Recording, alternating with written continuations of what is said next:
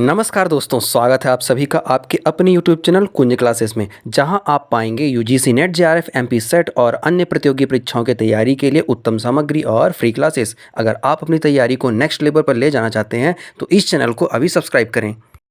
इस सीरीज में अभी तक हम क्या क्या पढ़ चुके हैं, थोड़ा सा रिव्यू कर लेते हैं। तो हमने अभी तक क्या पढ़ लिया है?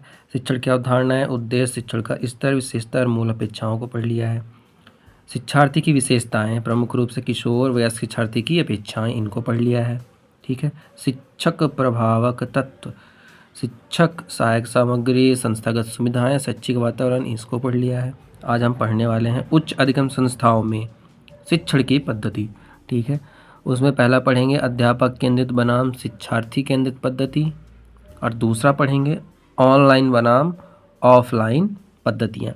और इसके बाद मैं एक छोटा सा अलग सी वीडियो ले आऊँगा। ये जो हमारी प्लेटफॉर्म्स की एक अलग सी सीरीज आएगी, उसमें क्या रहेगा, स्वयं प्रभा, मूक्स और इस तरीके के जितने भी अलग अलग प्लेटफॉर्म है जो शिक्षण पद्धति मुहैया करवाते हैं, उसको हम अलग से पढ़ेंगे। तो चलिए बिना किसी देरी के आज की क्लास स्टार्ट करते हैं। तो दोस्तों, हमारा पहला टॉपिक है अध्यापक केंद्रित बनाम शिक्षार्थी केंद्रित पद्धति। ठीक है। इंग्लिश में बोले तो teacher centred approach versus student centred approach. अब प्रमुख रूप से पहला हमको देखना है यहाँ पर अध्यापक केंद्रित पद्धति। तो आमतौर पर स्कूल कॉलेजों में हमको ये देखने को मिलता है, जहाँ पर बच्चे बैठे रहते हैं, टीचर्स आते हैं, पढ़ाते हैं, होमवर्क देते हैं और चले जाते हैं। ठीक है। इसी को हम बोलेंगे अध्यापक केंद्रित पद्धति। मतलब प्रमुख रूप से जो केंद्र बिंदु होगा वो हमारा कौन होगा, शिक्षक होगा। चलिए क्या लिखा हुआ है, इसकी छोटी सी मैंने डेफिनेशन लिखी हुई है। इस पद्धति में शिक्षण प्रक्रिया का केंद्र बिंदु शिक्षक होता है। अब इसकी विशेषताएं देख लेते हैं। इसकी विशेषताओं में पहली विशेषता कौन सी है? तो पहली विशेषता है हमारी, शिक्षक प्रमुख स्रोत होता है। शिक्षक का उद्देश्य विषय वस्तु को छात्रों तक पहुंचाना होता है। फिर उसके बाद लिखा गया है शिक्षण विधियां मुख्यतः व्याख्यान पर आधारित होती हैं। फिर लिखा गया है छात्र केवल सुनने और नोट्स लेने तक ही सीमित रहते हैं। और 5th नंबर पे लिखा हुआ है छात्रों का योगदान सीमित और निष्क्रिय होता है। ठीक है। चलिए आइए पहला देखते हैं। शिक्षक प्रमुख स्रोत होता है। तो जैसा कि मैंने बताया ना कि हर एक कॉलेज स्कूलों में आमतौर पर देखने को मिलता है। जब तक कोई भी कंपटीशन या फिर कोई टीचर किसी बच्चे को नहीं बोलता है कि अब जा कर के स्टेज में तुम मोर्चा संभालो, तो आमतौर पर ये शिक्षक केंद्रित पद्धति ही सभी स्कूलों में, कॉलेजों में डेली रूटीन में फॉलो होती है। तो चलिए, लिखा हुआ है प्रमुख स्रोत शिक्षक है। शिक्षक का मुख्य उद्देश्य विषय वस्तु के छात्रों तक पहुंचाना होता है। एक ही काम है, आना है क्लास में, जो भी सिलेबस है उसको डिलीवर करना है, बच्चों तक समझाना है, पढ़ाना है, नोट्स करवाना है, उसके बाद बेल बजेगी, चले जाना है। 3rd नंबर है शिक्षण विधियाँ मुख्यतः व्याख्यान पर आधारित होती हैं। लेक्चर, व्याख्यान का मतलब क्या होता है, लेक्चर। टीचर्स आते हैं, अपने अपने शिक्षण विधियों का यूज़ करके अपने अपने तरीके से वो क्या करते हैं, लेक्चर देते हैं, उसके बाद चले जाते हैं। फिर 4th नंबर पर दिया हुआ है छात्र केवल सुनने और नोट्स लेने तक ही सीमित रहते हैं। इसका मतलब ये हुआ कि शिक्षक जो भी क्लास में पढ़ाते हैं, बच्चे उसको अपने रफ में, नोटबुक में नोट करते हैं। जो भी छोटे से डाउट होते हैं बच्चों के, वो बच्चे टीचर से पूछते हैं, टीचर उनके डाउट्स को क्लियर करते हैं। उसके बाद टीचर्स नेक्स्ट क्लास में चले जाते हैं। फिर उसके बाद क्या दिया हुआ है, छात्रों का योगदान सीमित और निष्क्रिय होता है। मतलब कि जो स्टूडेंट होते हैं उनका केवल एक ही रोल होता है, जो टीचर पढ़ा रहा है उसको नोट करना है। जिस भी सिलेबस के अकॉर्डिंग, जिस भी चैप्टर को पढ़ा रहा है उसको नोट करना है। उस सिलेबस के अकॉर्डिंग, उस पाठ के अनुसार जो भी डाउट्स होंगे उनको पूछना है और छोटे से डाउट अपने क्लियर करने हैं। और पूरी तरीके से क्लास में बच्चे निष्क्रिय रहते हैं। निष्क्रिय होने का मतलब ये नहीं है कि वो बोलते नहीं हैं, कुछ करते नहीं हैं, एक्टिविटी नहीं करते हैं। निष्क्रिय रहने का मतलब ये है कि जो टीचर पढ़ा रहा है उसी को पढ़ना है प्रमुख रूप से। ठीक है। चलिए अब हम इसके क्या पढ़ते हैं, लाभ पढ़ते हैं। पहला लाभ दिया हुआ है समय की बचत। दूसरा दिया हुआ है बड़ी संख्या में छात्रों को एक साथ पढ़ाया जा सकता है। तीसरा दिया हुआ है विषय वस्तु पर गहराई से फोकस किया जाता है। तो क्योंकि ये शिक्षक केंद्रित पद्धति है, तो यहाँ पर क्या होता है कि जो टीचर्स होता है वो अपना सिलेबस पहले से ही घर से क्लियर करके आता है कि क्लास में जो भी हमें 45 या 50 मिनट्स मिलते हैं उसमें इन चीज़ों को बच्चों को समझाना है और उसके बाद अपने नेक्स्ट क्लास के लिए निकल जाना है। तो इससे क्या होता है, टीचर का भी समय बचता है और बच्चे का भी समय बचता है। ठीक है, दूसरा लिखा हुआ है बड़ी संख्या में छात्रों को एक साथ पढ़ाया जा सकता है। मतलब कि एक फिजिकल क्लास होती है, सबको पता होता है कि स्कूलों में कॉलेजों में कैसी क्लासरूम्स होती हैं। साथ में बच्चे बैठ कर के बहुत बड़ी संख्या में मिल सकते हैं एक दूसरे से। देखा जाए तो लगभग 50 से 60 बच्चे एक साथ बैठते हैं। कॉलेजों में इसका बड़ा रूप देखने को मिलता है। जो हॉल होते हैं बड़े बड़े, वहाँ पर 100 से 150 बच्चे बैठते हैं और एक टीचर माइक के सहायता से दूर तक अपनी आवाज़ को पहुँचाता है और बड़ी संख्या में बच्चों तक पहुँच पाता है। तीसरा है विषय वस्तु पर गहराई से फोकस किया जाता है। इसका ये मतलब हुआ कि जो सब्जेक्ट टीचर पढ़ाने आया है उस टीचर की पकड़ उस सब्जेक्ट पर काफ़ी स्ट्रांग है, तभी वो अपने व्याख्यान के तरीके से बच्चों से कनेक्ट कर पाएगा और उन्हें जो भी समझाना चाहता है उन्हें समझा सकेगा। और जिस विषय वस्तु को वो समझाना चाहता है उस पर उसका जो फोकस होगा वो केंद्रित होगा। ठीक है, और इसी केंद्रित को ही तो हम क्या बोलते हैं, शिक्षक केंद्रित विषय वस्तु। ठीक है, चलिए नेक्स्ट देखते हैं क्या लिखा हुआ है। सीमाएं। सीमाएं का मतलब होते हैं लिमिटेशंस, मतलब कि इसके थोड़े बड़े जो हमारे नुकसान होते हैं वो क्या होते हैं। तो इसमें क्या होता है, जो छात्रों की रचनात्मकता और सहभागिता होती है वो सीमित होती है। इसका मतलब ये हुआ कि जो बच्चे होते हैं वो अपने, जो भी छात्र चाहता है कि वो टीचर से कुछ नया पूछे, कुछ नई सब्जेक्ट्स के बारे में जाने, तो ऐसा वो नहीं कर सकता है क्योंकि टीचर जो पढ़ाने आया है, जिस विषय वस्तु को लेकर के आया है वो उसी को पढ़ाएगा। और जो बच्चे ये चाहते हैं कि टीचर्स उनसे सवाल करें, तो बच्चों का तो ये मानना होता है कि टीचर्स उनसे सवाल करें, लेकिन ये टीचर के ऊपर डिपेंड करता है क्योंकि ये प्रक्रिया ही कैसी है, टीचर सेंटर्ड मेथड है। ठीक है, इसलिए नेक्स्ट लिखा हुआ है व्यक्तिगत आवश्यकताओं को नज़रअंदाज किया जाता है। तो बिल्कुल सही बात है, वहाँ पर जो एक अलग अलग स्टूडेंट जो होंगे उनकी जो भी छोटे मोटे डाउट्स होंगे उन पर ध्यान टीचर्स का नहीं जा पाएगा क्योंकि वो बड़े बड़े डाउट्स क्लियर करने में लगे होंगे, जो कि मेजॉरिटी ऑफ स्टूडेंट्स का क्या होगा, पूछना होगा, वो उस पर ध्यान केंद्रित करेंगे। ठीक, फिर है केवल रटने पर जोर दिया जाता है। तो मैंने बताया ना कि टीचर जो भी चाहेगा वो वही करवाएगा। तो टीचर यदि चाहता है कि बच्चों को जो मैं याद करवाना चाहता हूँ वो याद कर लें तो उन्हें रटवाएंगे और कुछ नहीं। एक उदाहरण मैंने इसका लिखा हुआ है, शिक्षक द्वारा विषय को समझाने के लिए व्याख्यान देना। तो ये आमतौर पर क्लासेस में हमको देखने को मिलता ही है। तो अगला भाग है हमारा शिक्षार्थी केंद्रित पद्धति, यानी कि स्टूडेंट सेंटर्ड मेथड।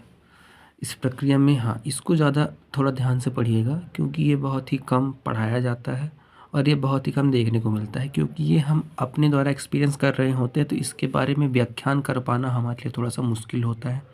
तो इससे रिलेटेड जो भी क्वेश्चंस आते हैं उस पर हम फंस जाते हैं और हम ये डिफरेंस नहीं कर पाते हैं कि ये क्वेश्चन जो है वो शिक्षार्थी केंद्रित है या फिर शिक्षक केंद्रित है। ठीक है, इसको थोड़ा ध्यान से पढ़िएगा। चलिए आइए स्टार्ट करते हैं। लिखा हुआ है इस पद्धति में शिक्षण प्रक्रिया का केंद्र बिंदु शिक्षार्थी या विद्यार्थी होता है। तो ध्यान दीजिएगा, शिक्षार्थी केंद्रित पद्धति में केंद्र बिंदु पर कौन रहेगा, शिक्षक की नहीं रहेगा, शिक्षार्थी यानी कि विद्यार्थी रहेगा। यहाँ पर शिक्षक का केवल मार्गदर्शन का साइड रोल ही रहेगा और पूरी भागीदारी किसकी रहेगी, शिक्षार्थी यानी विद्यार्थी की रहेगी, स्टूडेंट्स की। पहले इसकी विशेषता क्या लिखी हुई है, तो पहला है साथियों, छात्र शिक्षण प्रक्रिया में सक्रिय रूप से भाग लेते हैं। तो इसको मैं पहले एक उदाहरण बता देता हूँ।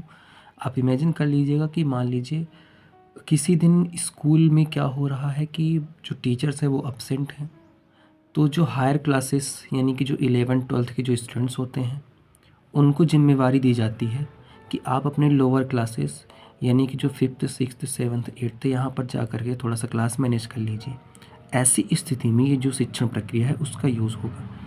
तो यहाँ पर जो स्टूडेंट होंगे वो छोटे स्टूडेंट्स को गाइड कर रहे होंगे और उनका मार्गदर्शन पहले से ही टीचर्स उनको बता देंगे कि आप जाइएगा और वहाँ पर जाकर के क्लास में देखिए कि बच्चे हल्ला ना करें, उनको ये सिलेबस है उनको पढ़ाइए, क्योंकि आप ये पढ़ चुके हैं तो आप उनको पढ़ा सकते हैं और उनके सीनियर हैं आप तो, ठीक है। चलिए आइए अब स्टार्ट करते हैं।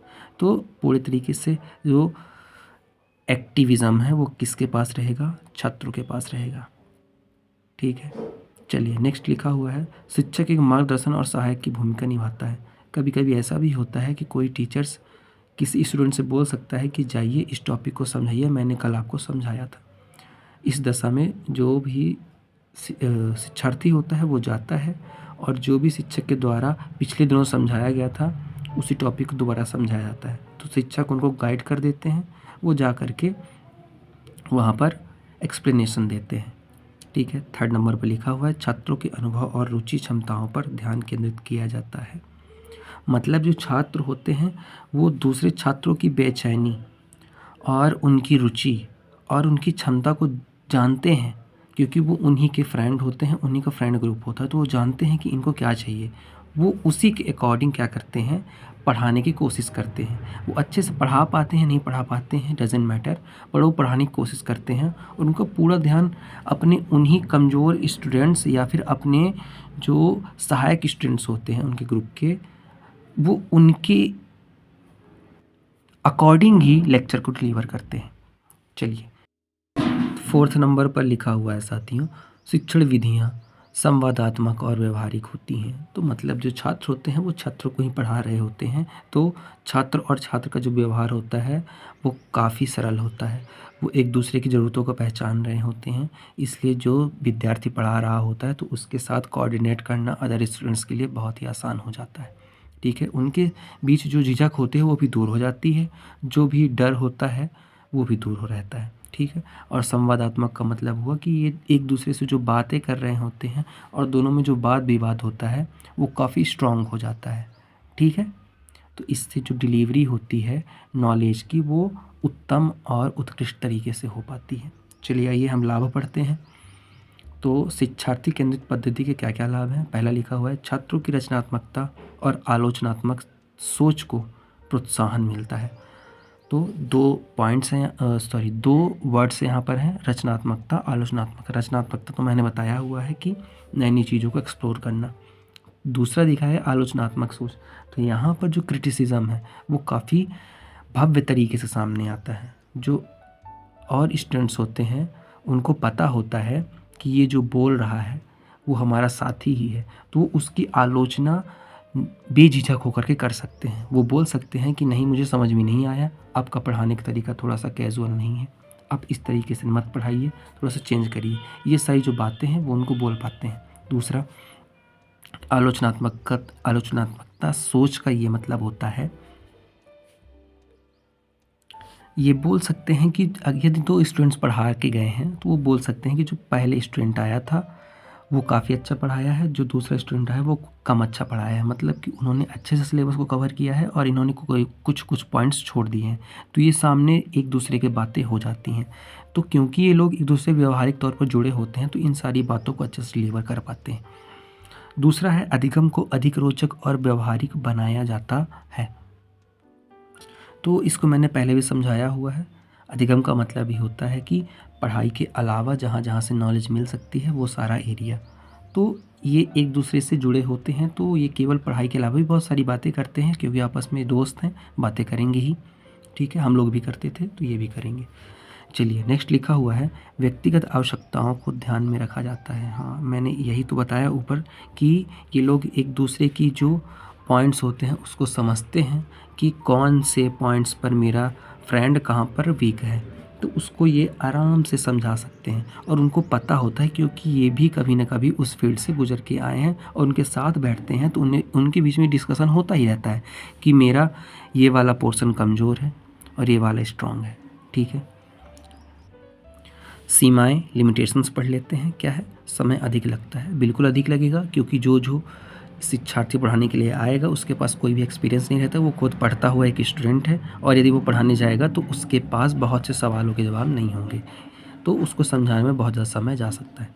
दूसरा, बड़ी संख्या में छात्रों के साथ लागू करना कठिन होता है। बिल्कुल सही बात है, क्योंकि यदि कोई भी क्लास मॉनिटर है या फिर कोई स्टूडेंट है वो चाहता है कि वो किसी और स्टूडेंट के ऊपर अपना हक जमा ले, तो ये बच्चों के बीच में बहुत ही ज़्यादा मुश्किल हो जाता है, क्योंकि बच्चों की एज क्राइटेरिया लगभग सेम ही होती है, तो वो किसी को भी अपने से सुप्रीम नहीं मानते हैं, वो अपने आप को उसके बराबरी का ही मानते हैं, तो उसकी बात मानने और ना मानने दोनों की कोशिश करते हैं। तो यहाँ पर ये लागू करना और ज़्यादा कठिन तब हो जाएगा जब ये क्वांटिटी बहुत ज़्यादा स्टूडेंट्स की होगी, बच्चे चुप ही नहीं रहेंगे।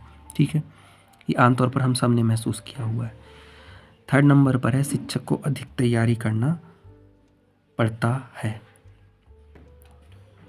तो यदि कोई शिक्षक ये चाहता है कि आज वो शिक्षार्थी को अपनी क्लास दे दे पढ़ाने के लिए, तो इसके पहले उसे उस शिक्षार्थी को प्रिपेयर करना पड़ेगा, उसके लिए उस शिक्षक को ज़्यादा मेहनत करनी पड़ेगी। ठीक है, तो इसका मैंने उदाहरण नीचे दिया हुआ है, लिखा हुआ है समूह चर्चा, ग्रुप डिस्कशंस।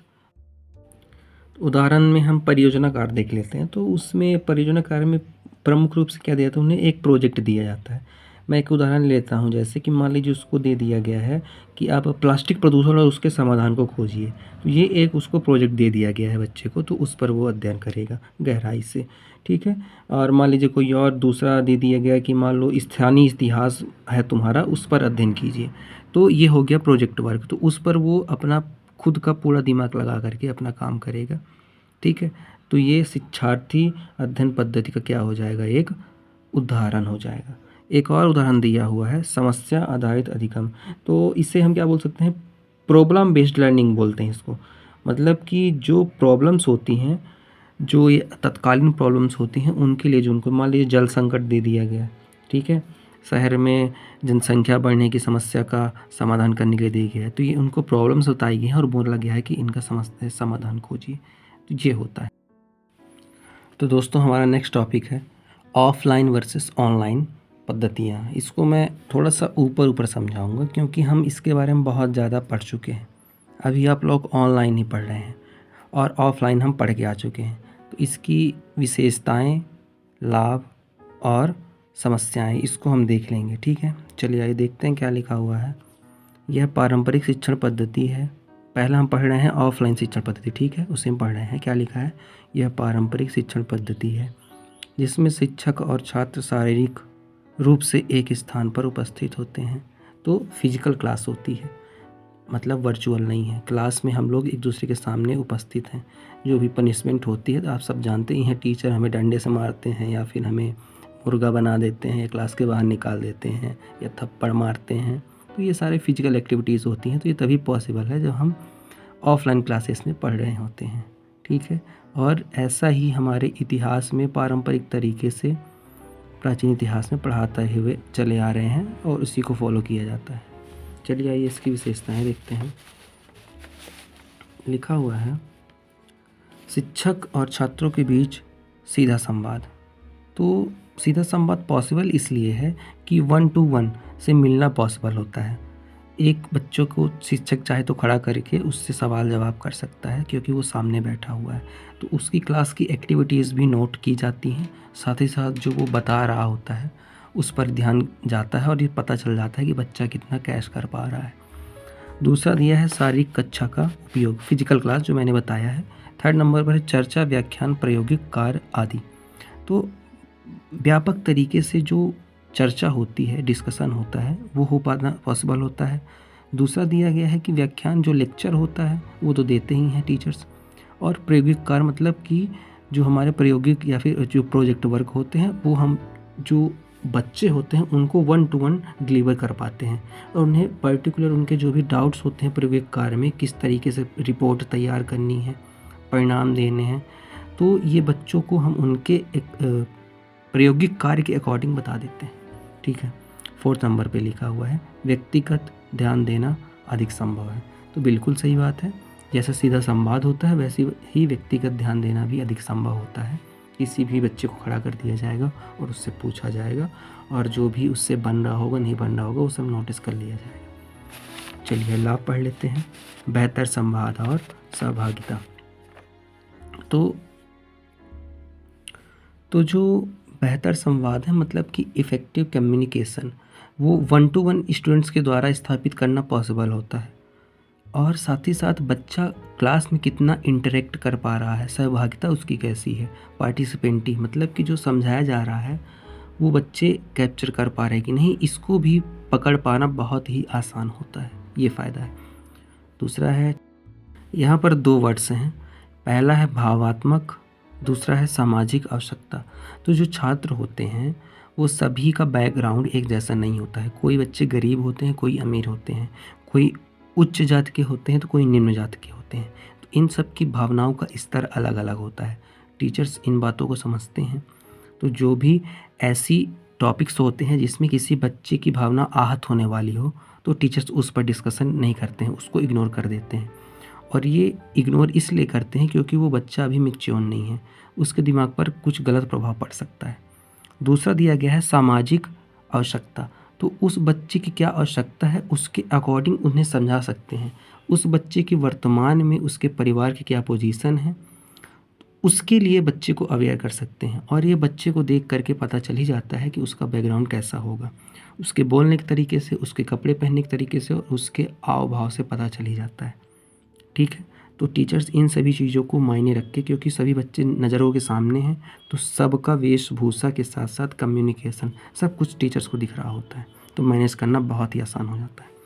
तीसरा, व्यवहारिक और प्रयोगात्मक शिक्षा के लिए उपयुक्त होता है। तो व्यवहारिक मतलब मैंने बताया है कि वो सारी चीज़ें जिसमें टीचर्स बच्चों को एक्टिविटी करके दिखाते हैं और साथ ही साथ बच्चों से भी एक्टिविटी करवाई जाती है। तो जो चीज़ें पढ़ा रहे हैं वो उनके व्यवहार में उतार भी रहे होते हैं और जो भी गलतियाँ होती हैं तो सामने ही क्लियर हो जाती हैं और उनको जो प्रायोगिक वर्ग है शिक्षा वो दी ही जाती है, मैंने ऊपर भी बताया हुआ है। चलिए आइए हम इसके अब क्या पढ़ लेते हैं, लिमिटेशंस। तो लिखा हुआ है समय और स्थान की बाध्यता होती है। तो ये बहुत सही बात बोली गई है कि जो ऑफलाइन क्लासेस होती हैं वहाँ पर समय निश्चित होता है, मतलब कि सुबह 8 बजे जाना है, 2:30 बजे छुट्टी हो जाएगी, घर चले आना है।